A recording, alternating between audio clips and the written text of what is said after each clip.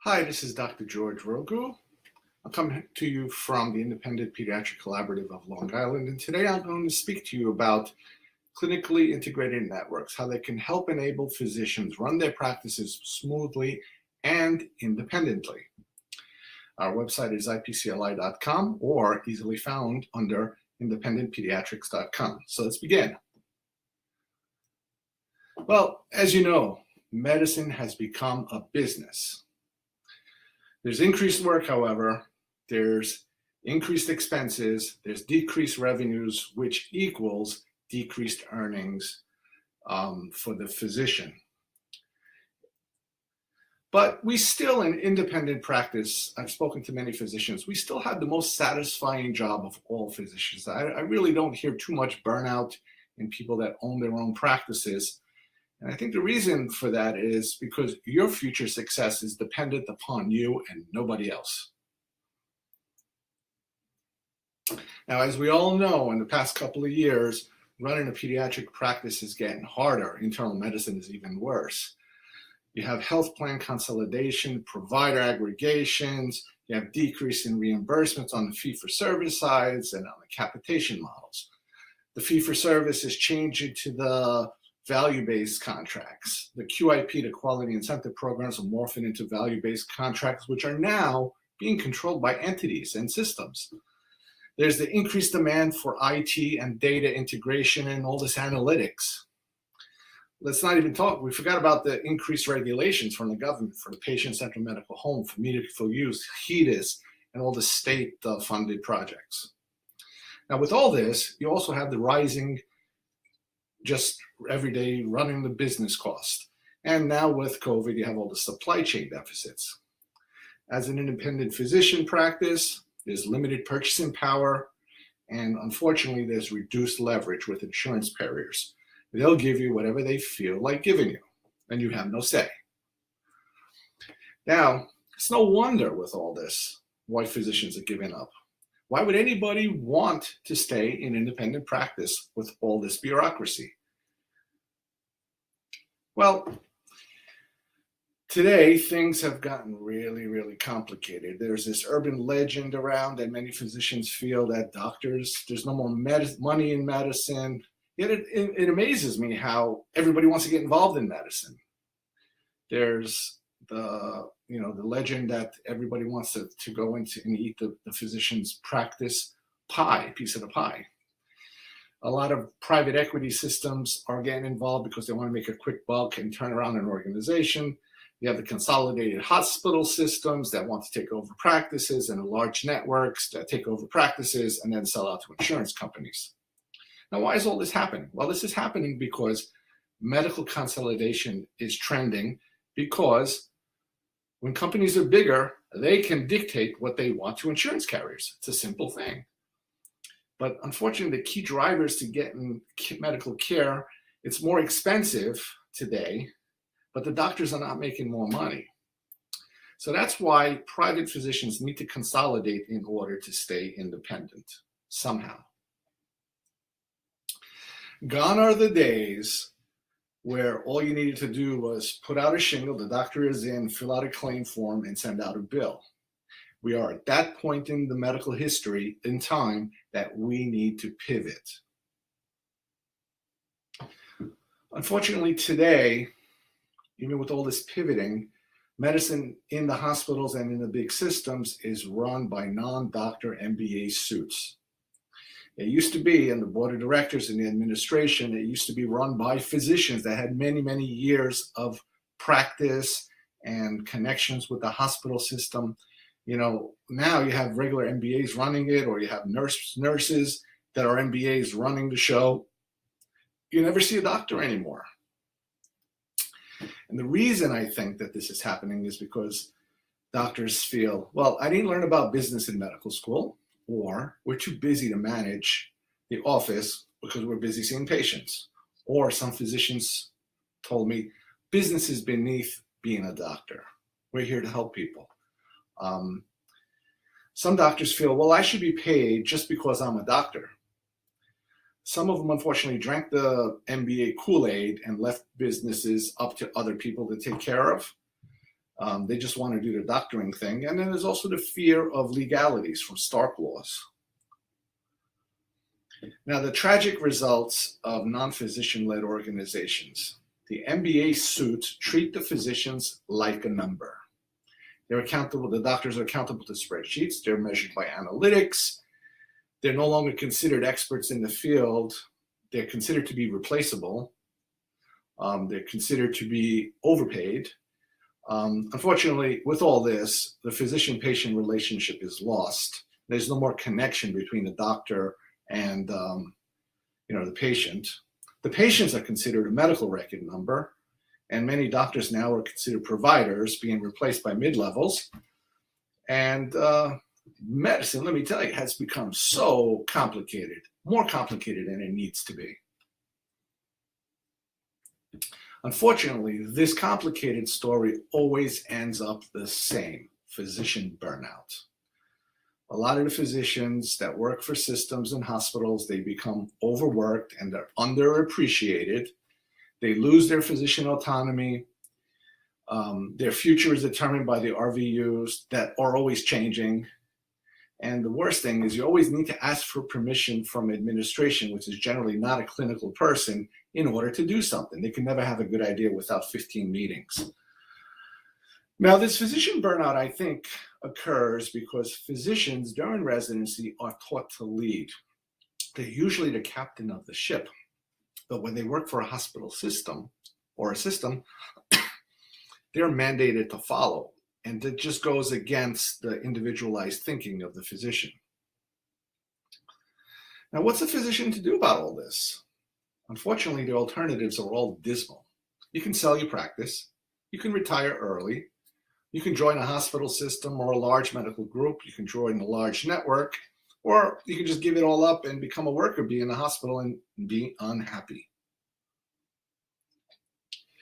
Now, an independent pediatric collaborative, we're not a large group, a network, or a system, or a hospital.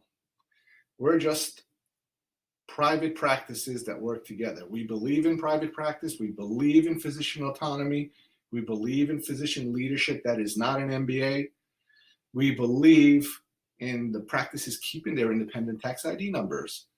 We also believe that doctors should use whatever software they choose, not be mandated to take some clunky Epic system or Sunrise or Cerner or whatever the hospitals are using and change your entire infrastructure. We also believe in legal collaboration with like-minded physicians. And the most important thing is physicians control their finances and they control their own destiny. So what should we all do about this? Well, first, we need to recognize there is a need to change and transform. That's where the pivoting comes in. For pediatrics, that was always treated as a second-class citizen to internal medicine, we need to create a beneficial medical neighborhood that circles around pediatrics with pediatric specialists, with pediatric urgent cares. We can develop behavioral health systems, nutritional systems, telehealth, urgent care services, and we can collectively develop profitable ancillary services for the offices if they should choose to. Collaboration with experienced physicians that are already in private practice, that's like priceless. There's many, many years of physicians running a business. Put them together in a room, they'll come up with good ideas, and put them together to engage them, to use their EHR and technology to leverage the data. And you can help augment areas for expansion. The leveraging of the data is so vital. You would think that it's really, really complicated, but in reality, it is not. Collectively, we can build quality dashboards that have drill down functionality that has actionable insights. And with all this, you can increase your leverage to negotiate favorable value-based contracts. The most important thing is to work with like-minded physicians such as yourselves. If you do so, you can organize and manage the local growth of the medical community and the neighborhood, and you can strengthen contracts and get a better purchasing position with supplies and such. Now, all this is great. It sounds like a CIN, a clinically integrated network. The beauty of the clinically integrated network is that there practices are together, yet they're separate. They get to keep their own individualized tax ID number, which is so important. When you join a system or a large group, you discontinue your current tax ID number and everybody works under one. So everybody's a worker bee. The day-to-day operations of the practice stays at the independent level, as does their individual contracts. All fee-for-service contracts remain local if they're good. We do have the option with an alliance that we have with the local IPA, where some messenger model contracts with enhanced rates can filter down to the members of IPCLI. The most important thing is everybody keeps their own technology in the EHR. We use the current EHRs to pull data files, which are 827 and 835 files, basically every single charge that goes out and every single charge that comes back in. And we create a centralized quality dashboard that's actionable, tells you which patient is missing services, and if you look, you can find the patient and complete the service. Having practices together, there's always the economies of scales on purchasing. And the most important thing is industry leverage with network physicians. Now, by joining a pediatric-specific CIN, you get the best of all worlds. Keep your tax ID, keep your technology, work with like-minded physicians to share ideas, you improve medical quality, expand the pediatric medical neighborhood, you'll have access to contracts and economies of scale, which ultimately will turn into shared savings, and finances will come into play later. And the most important thing is it's all within the legal confines of a group without walls, a private practice without walls. A supergroup without walls, basically you'll stay independent, yet you'll collaborate with like-minded physicians and you'll do the right thing. So for a clinically integrated network, you have the collaborative leadership, assigned incentives, clinical programs, and technology infrastructure. You can see in this chart, you can have the clinical integration with the physician leadership, performance improvement, information technology, contracting options, flow of funds, and legal options. All very, very important through a clinical dashboard. When I went into medical school, I remember my father telling me, if you do good medicine, the money will follow. But if you follow only the money, you'll never do good medicine. I mean, that makes a lot of sense. So what's a doctor to do? What's a doctor's practice to do?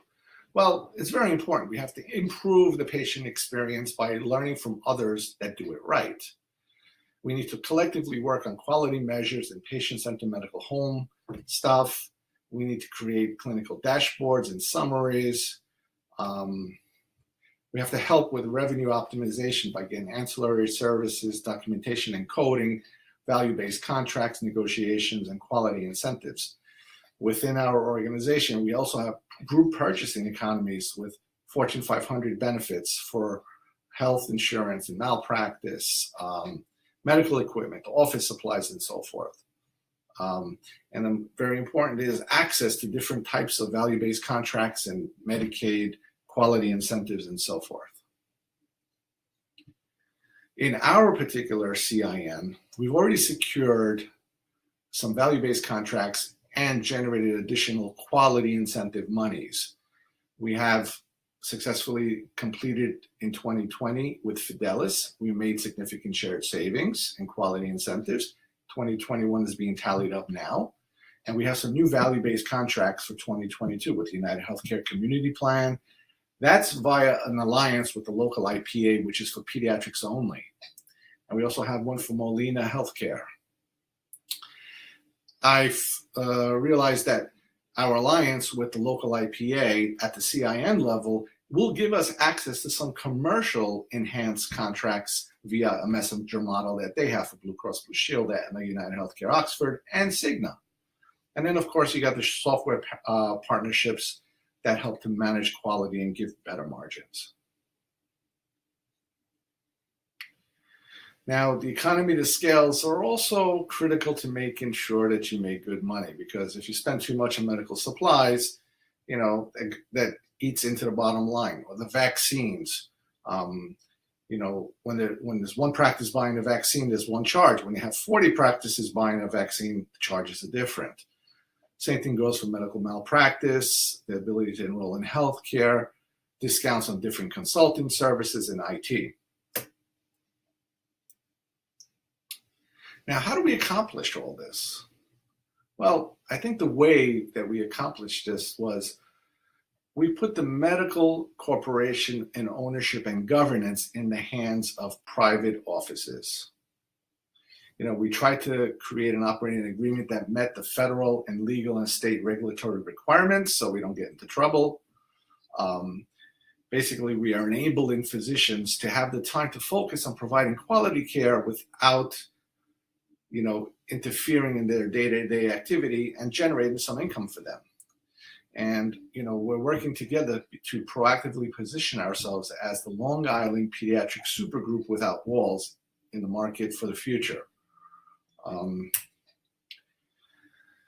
Now, we all have the same shared priorities and office culture. We want to work together. We want to keep our autonomy. We want to increase income by providing superior medical care. We want to control the day-to-day operations of our office. We want to keep our tax ID numbers, and we want to stay independent. So the way to do that is to keep your EHR technology and do good medicine. Now, value-based services or practice transformation, which is the new buzzword for success. This is where we got to pivot. Care coordination, patient health education, caregiver experience, patient experience, quality reporting, improvement, risk adjustment, documentation, analytics, actionable insights, population health, telemedicine, urgent care. These are all buzzwords for success. Unfortunately, it's complicated, but we're in it together in private practice and we know how to do it right. So if you're thinking that practice transformation could result in lower revenues and higher expenses and lower earnings and more of your time, you're correct. If you're thinking from an operational and administrative viewpoint, there's a lot of change in healthcare with significant downside risk and huge investments in time, you're also correct.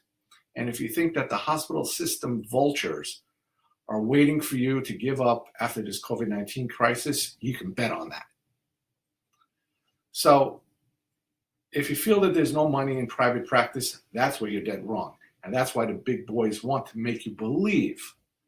So work with like-minded physicians in a medical neighborhood with specialists and urgent cares and behavioral health specialists and create something special and independent and private so we can all continue and pivot into the future. Now, I'd like to share with you a little video presentation that sums it all up in 2 minutes, 3 minutes, this CIN marketing video. Independent Pediatric Collaborative of Long Island, or IPCLI, is an organization developed by private pediatricians for private pediatricians who are working together to stay independent. Our goal is to provide better pediatric quality medical care while preserving our individual practice identities and autonomy. Private doctors' offices are coming together around quality assurance, decreasing costs, and unnecessary utilization, and we believe that payers would be excited to work together with us. Insurance carriers are also facing their own pressures to control healthcare costs. If we help them to reduce the overall cost of care, payers will be more inclined to share the savings with organizations that can demonstrate quality, and that's a win-win for everyone. In today's busy world of pediatrics, it feels like there is never enough time for the doctors to spend with their patients. This is aggravated by electronic health records, medical guidelines, and coordinating care for kids that have more complex needs. The office staff is too busy trying to manage the day-to-day activities of scheduling patients, making referrals, and tracking down insurance information when payers deny claims. With all of these outside distractions and regulations, how is a private pediatric group supposed to compete and still take care of the children? A pediatric-specific clinically integrated network is positioned to help change all of that. We bring doctors back to caring for kids while still efficiently managing their private practices. As a pediatric CIN, community pediatricians can collaborate and focus on common childhood issues such as asthma, childhood obesity, immunizations rates, and behavioral issues where the greatest impact could be made. But with all those patients being managed in primary care, this sounds like a whole lot of work. collaborating with each other, we can engage the expertise of many years of experience and help each other in problem solving. Collectively, we develop systems implemented across the medical neighborhood. What is one practice's problem today could have already been resolved by another practice. We can share this knowledge, experience, and stop reinventing the wheel. Population health has also become the new normal. With our pediatric-only clinical dashboard, we have extracted data that resides in different EHRs. We have created a centralized data hub that collects data from different EHRs and processes them into an understandable clinical dashboard. We have successfully merged data from PCC, eClinicalWorks, and Office Practicum. Adding other companies will be just as easy. With IPCLI, private offices will have a virtual community of pediatric physicians who have come together to improve quality, increase efficiency, reduce costs, and who can prove it. Now that there is an organization that has come together around these issues and will allow you to retain your own autonomy and EHR, why would anyone think that they need to join a large impersonal healthcare system or network? Private pediatric practices that are self-managed are better able to collaborate with their patients and insurance carriers. This allows the opportunity for greater innovation and satisfaction for all. With IPCLI, or as we like to be called, Independent Pediatric Collaborative of Long Island, everyone wins, especially the children, and that's the most important reason. Visit us at independentpediatrics.com.